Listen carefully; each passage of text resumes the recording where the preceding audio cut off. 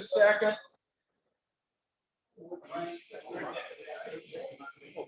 There's a sign-in sheet, a couple of them going around. I know most of you signed it, but we're going to start one on either end to make sure we got everybody listed, so they can send updates to know who was in attendance. I'm Brent Barrett, City Administrator in Perryville. Rick set this up last evening, or let me know about it last evening. So we sent out a mass email this morning. We appreciate the response we got. A lot of people came. And with that, I'm going to turn it over to Representative Riggs, and it's his show. First of all, thank you for coming out on this balmy evening. I did not bring the heat with me. It was already here, so that to be clear. Dale Wright brought the heat. Yeah. Representative Buchheit-Courtway, I am chair of the Interim Committee on Broadband Development in the House of Representatives. And basically, we've been tasked with doing several things. One is writing a report. Another is getting out and talking to people in God's country. And the last but certainly least is figuring out how much money we need to spend to get broadband out where we need it, which is here. So we're going to go through some housekeeping here. We'll do some introductions. But I wanted to let everybody know, as a committee, the report process is something we take very seriously. So if you have written materials you want us to know about, one-pagers, case studies, position papers, you name it, send it. I've got my card out, as many folks as I can get. Send that to that house email address. We will collate all this good stuff. We'll put it in the report. And the report basically is only as good as the input we get from folks like you. So that's why it's important we get out and we have these hearings, we talk to folks, and we find out what's going on, what the facts are on the ground. Every corner of the state's different. I learned years ago, working for a congressman out of Northeast, every county creates its own weather. Every portion of the state has different problems. So it's just in Kansas City earlier this week, completely different conversation for what we're going to have here, completely different conversation for what we have in Northeast. I'm from Hannibal. So it's one of those things, we're trying to get as many facts on the ground as we can get to better inform us as policymakers, and more importantly, appropriators. A lot of money coming at us from the federal government. We want to grab as much of that as we possibly can. I make no secret of that.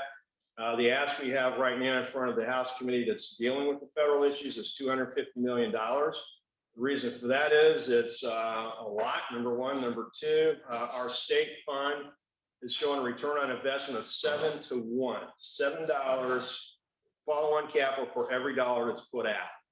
The national standard is about 3.5, 4 to 1. So we're basically double with that state fund what we're seeing at the federal level. And there's a reason for that. It's a lot more user-friendly. There's a really good challenge process. We're not overbuilding each other. We're not getting each other's way. And people are willing to get into it. It's not an adversarial process. You don't have to hire a lawyer to get at these funds like you do with the FCC. I see some heads nodding in the back. Can I have an amen? All right. So that's, we know what we bring in terms of value as a state fund. The question is how much do we need to put into it to fund it adequately to get it out where you folks can use it. All right, so any questions at any time, you've got my card, email me, you got my phone number there, call the office. I'm chairing a really good group. Part of that is Cyndi. All right, she's doing a great job. She may be a freshman, but she's a really good listener. And a lot of us don't always listen. And she's real good at that. I'm going to turn it over to her. She's going to make some introductions here of folks, elected types. And see, we've got Senator Dan in the back. Thank you very much for coming here this evening. And then we'll turn it over, basically introductions for folks here and sort of brief reports, who's doing what. The first part of this is where are we? What are the facts on the ground? Second part is where do we need to be?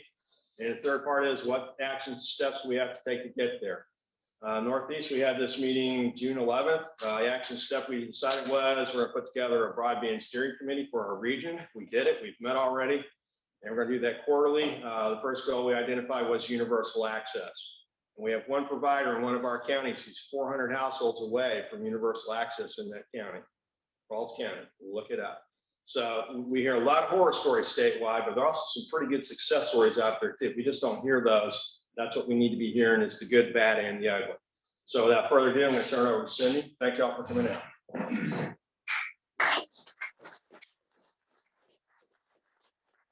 Thank you all for coming. It's a very important subject. Rick Francis, State Representative for Perry County, and Representative Dale Wright, also for Perry County, St. Genevieve County. And then Senator Elaine Gannon in the back. She hosts 6 different counties in Jefferson, Iron, Reynolds, St. Francis, Washington. Iron, St. Genevieve. Gotcha, okay. And And then- Cindy, I also do Bowlinger and Madison, and we've got folks from Bowlinger County here Great. sneaking in the back door, I'm sure, if that happens. I am from parts of Jefferson County, St. Francis County, and St. Genevieve County. This is my hometown. I grew up 2 minutes down the road from here, so I'm excited to be back here this evening for this. And then I'd like to go ahead and let's just all introduce ourselves. We'll start over here in this corner. My name is Trish Archfeld. I'm the tourism director for Perryville and Perry. Johnny Kajadi and the county. Nick. Bud Johnson, Superintendent of Schools, Jefferson R7, Jefferson County.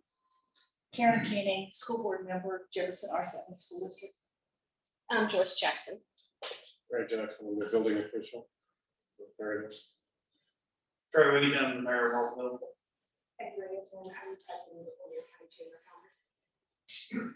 Justin Kota, I'm with the Perryville. Jackie Wingard, Perryville Area Chamber of Commerce Director. Becky Yosimo Electric and Yosimo Fiber Manager of Subscriber Engagement. Brett Mullen with Signal Electric, Signal Fiber, Manager of Engineering and IT. Gender Mayor Perryville. Keith Hain, Perry County Commission. Mike Sauer, Perry County Commission. Jay Wingert, Perry County Commission.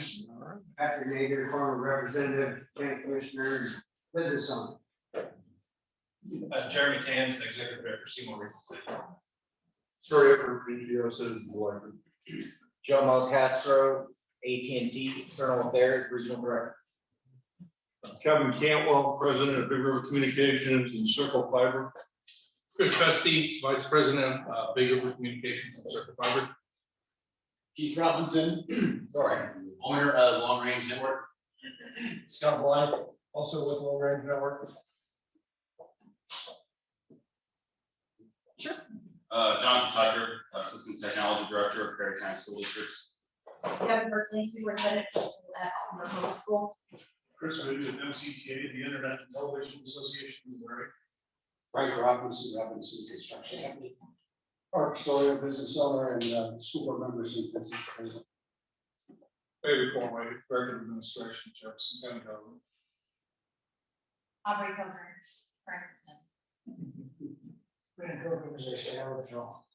Mike O'Logan, Spectrum. Julie Weaver, Client Company Financial Solutions. Dave Sotos, Silver Coffee Solutions. Debbie Kavanaugh, I'm Matt Bang, Southeast District Director for Senator Josh Hawley's office and Senior Rural Policy Advisor. Richard Crawford, University of Missouri Extension Community Economic Development, and I serve on our state broadband team. Brent Barrett, City Administrator here in Perryville. Senator Elaine Gannon, District 3. Do you guys want to introduce yourself? Anything else you want to say? Okay. All right, well, we'll just go ahead and open it up because we only have a few hours. And so we want to discuss where we're at now. Does anyone want to open it up? Anyone? Any takers? I'll say something. The city is fairly well served. We have decent speeds in the interior of the city itself. The county is much less so. We have fiber, at least 3 people that I know of that are running through the county. But how do we get that to the door is most important. You know, COVID brought a lot of things to light, including school children, school district representative here. Further out they were, the harder it was. We worked with the school district, put buses in the county with Wi-Fi, which is a Band-Aid for a broken leg, you know, but it's not a solution. So I know we've talked with Greg and Dale and they understand the importance of this. This is utilities, this is as important as water, sewer, and electric for the future of our county, so we need help. Brent, I was at a Farm Bureau meeting about a year ago, and I was shocked when I saw the map of Missouri and where Perry County was the third at least internet service. I mean, unserviceable areas. And I thought with I-55 running through, Perry County, we wouldn't be that bad, but we were the third worst in the state of Missouri in internet accessibility. So we need help. You're right. So I'm glad so many people are here from so many different positions. We've got providers here, we've got school members here. Broadband is so important to our community and getting this out to all of our people. So if anyone wants to share any stories, good or bad, because we need to know them all, we would really appreciate to hear all that information. I'll kind of build on what Mr. Burek and Representative Francis kind of talked about. Marble Hills County, City of Ballinger County, Missouri, we are, I don't know the actual statistic, but we're very high on the poverty scale for the state of Missouri. We're very high or very low, I guess, on the internet service scale. I mean, we kind of 74, 75%. I believe our county board, 74, 75% of our population leaves the county daily to go to work. And that's because we lack internet service. So businesses, and we lack transportation, businesses can't move in because we can't get internet. When we've talked to people wanting to locate businesses in Ballinger County or Marble Hill, either one, the biggest hurdle is not having access to adequate speeds and bandwidth on internet. And that is keeping our county depressed relative to the rest of the state. And there's some counties that's got our same problems, but, I could sit here and talk all night about our problems but we want to find solutions, and I'm sure that's why we're all here. We're trying to work on solutions and where we can go from here. Can I ask, are you part of I know University Extension has Ballinger County basically part of I'm going to call it a pilot project, but we'll just call it that. So what results, the question about that, are you seeing from that? From what, we're getting some attention. We've heard quite a bit that, Ballinger County is being discussed not only in the Missouri capital, in Washington DC as well, about this project and trying to move high-speed internet into our county more so.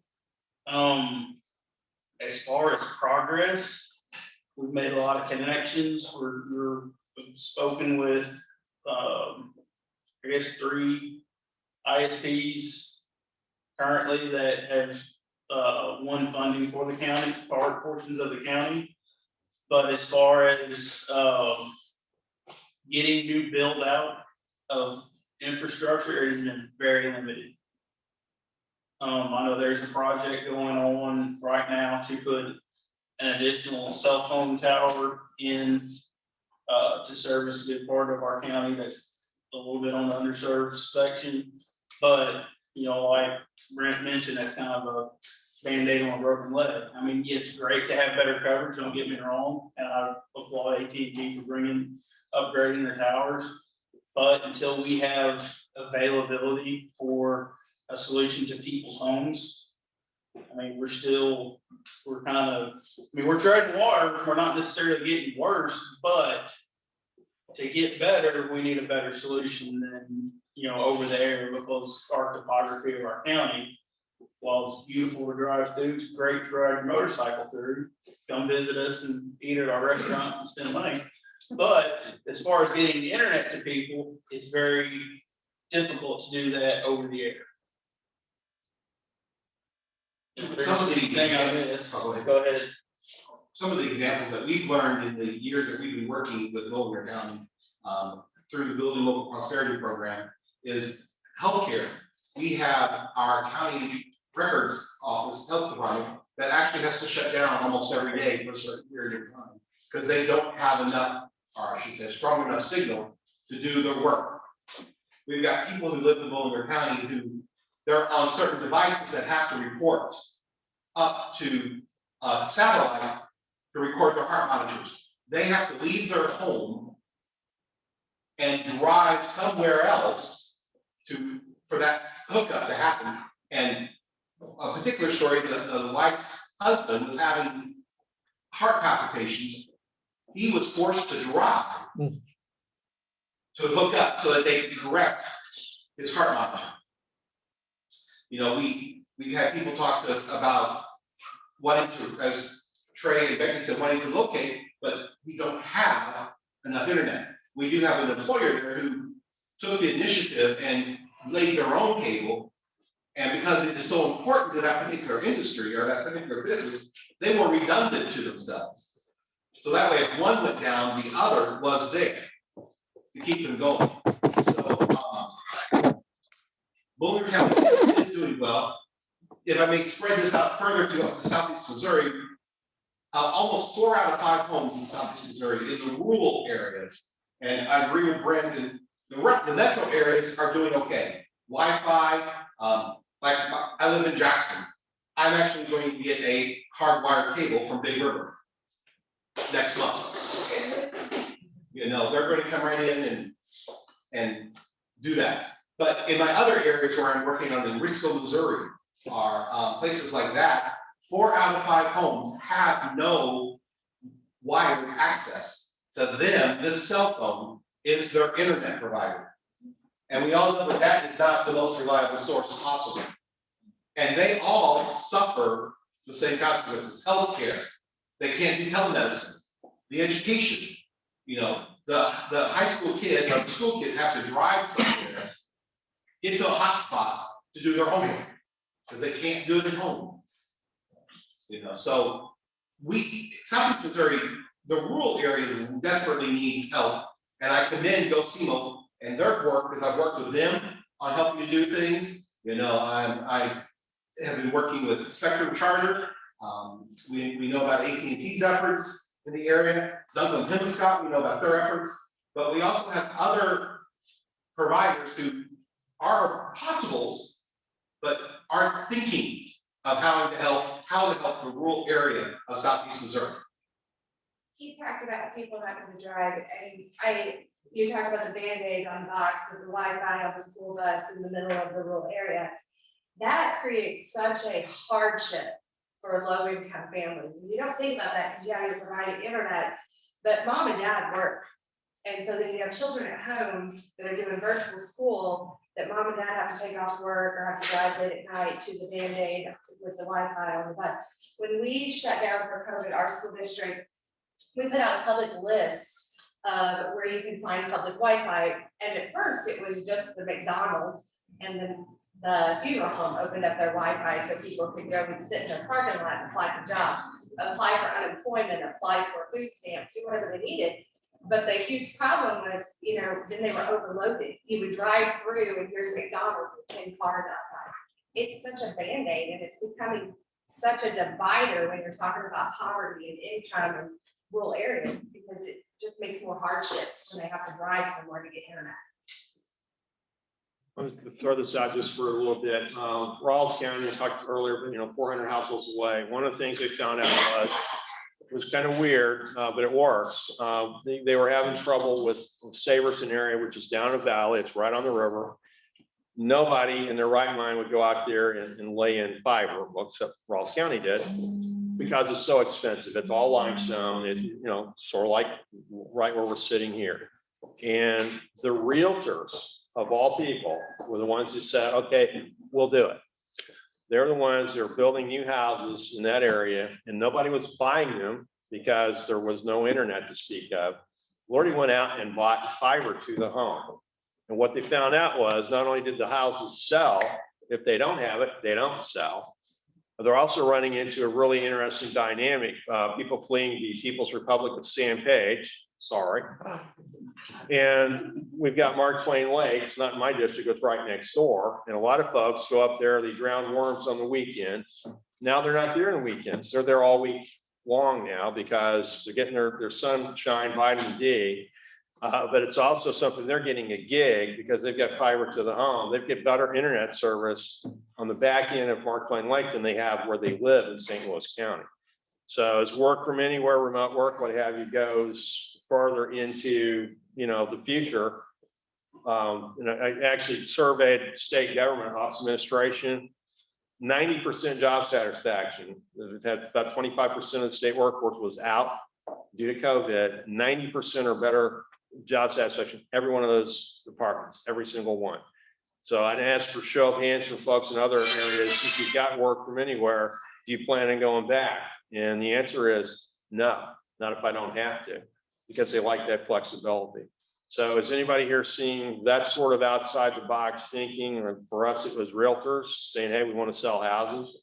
And our county commissioners told us the lumber yards are happy.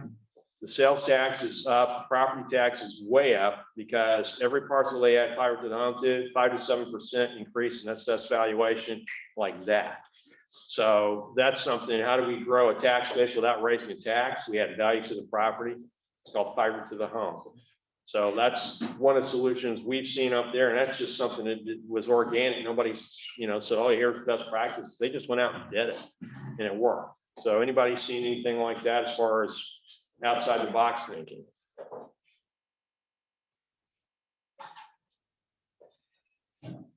Well, outside the box, here in Perry County, we got a unique situation with one of our major employers, PG USA, and they hire 1,700 people, whatever, or somewhere between 2,000 and 1,500, depending on how you look at what they have.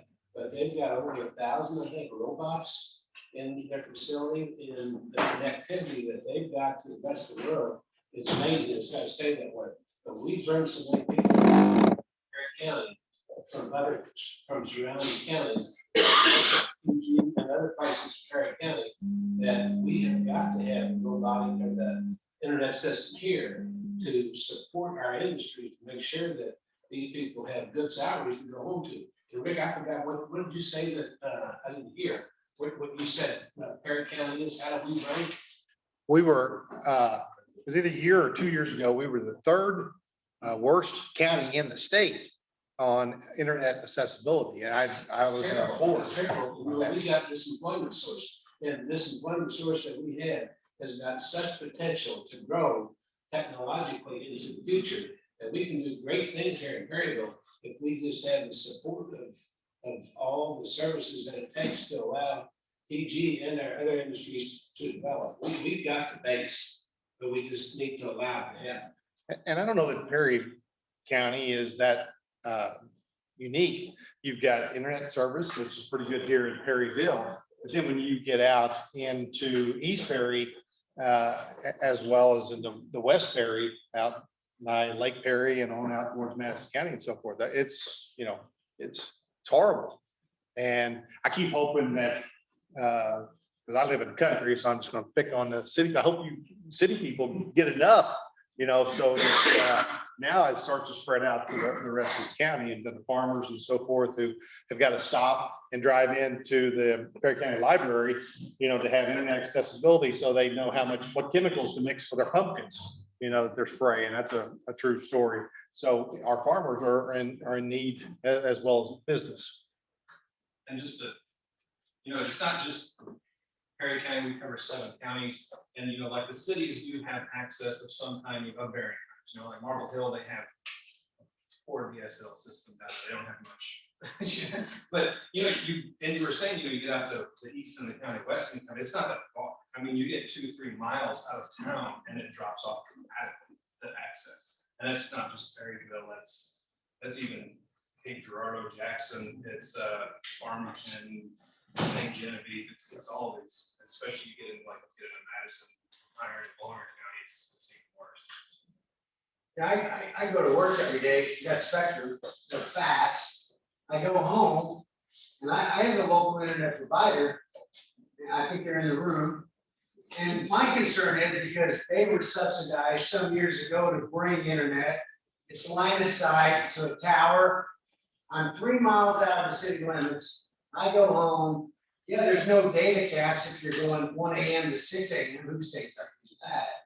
But if I'm on my phone and even if I'm on Facebook, it'll swirl and swirl and swirl, and then I swipe and get rid of my Wi-Fi, and my 5G is faster than my internet service at home. I can't use it.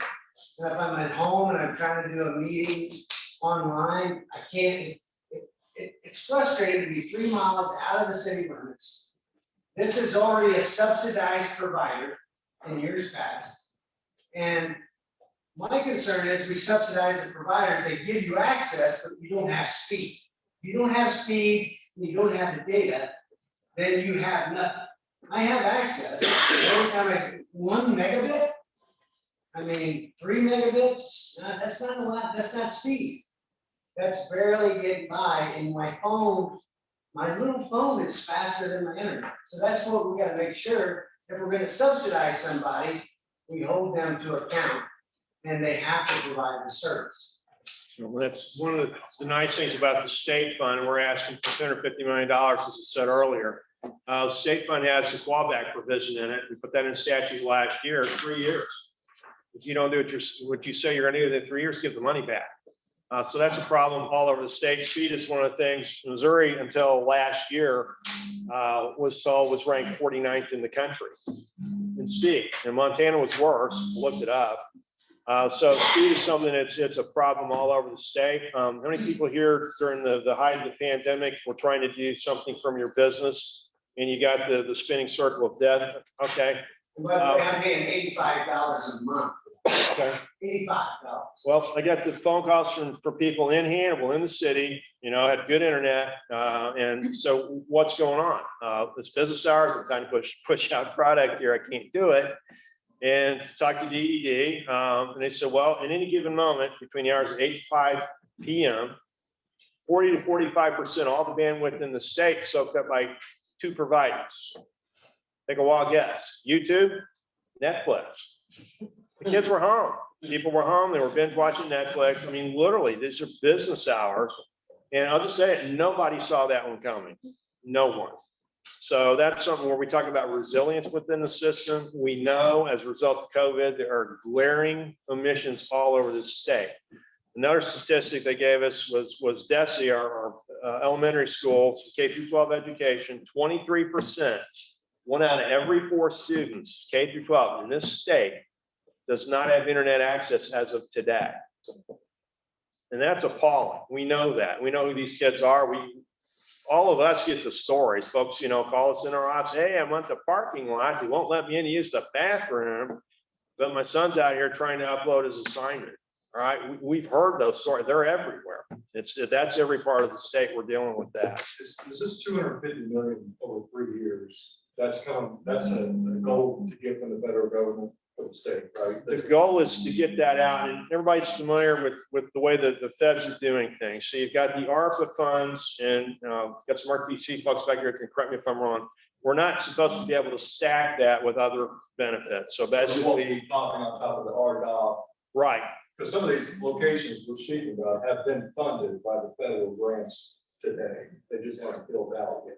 And that's a multi-year process. What we found out with CARES Act was they said, well, you need to get it out there by the end of the calendar year. That was physically impossible. So they relaxed that one. The ARPA guidance has just come down and it's still quite preliminary, but it's a pretty good barometer of where it's going to end up. It said, all right, fine. We're going to give you to 2024 to get your ducks in a line, as opposed to the end of the calendar year. Get you to 2026 to basically get everything out that you need to do, which is 5 years. But here's what we've run into in talking to providers all over the state. 40 to 60-week construction delays to get the stuff out, number one. Number two, some of them have materials on back order as much as 18 months. So you go 18 months from July of 2021, where are you? 2023. Okay, that's reality. But that's one piece of this pot. We don't know what the infrastructure plan is going to look like. We've got some congressional folks in here. Maybe they got a little more insight than the rest of us. If they're going to get that out at all, apparently they're working on it. That would be another round of funds that come out. This is in addition to what they do with RDOF. It's what they do with CAF. Now Commerce NTIA has some funds that are also they're pushing out. So we know it's good at the federal level that they're throwing this money out. The question is, what do we do with it when we get it? So, you know, when they kick the football, who catches it and what do? What do they run with after that? So we're seeing a couple other things come out of Congress that are pretty good so far. Census block methodology, everybody's familiar with how that works. It happens in one of my counties, Shelby, because they've got a couple of quote fiber rings in a couple of towns. The whole county is counted as served. They're not. Believe me, go anywhere. You go out in the middle of Highway 15 in Bethel, literally, and you're dodging grain trucks, get a signal. Okay, it's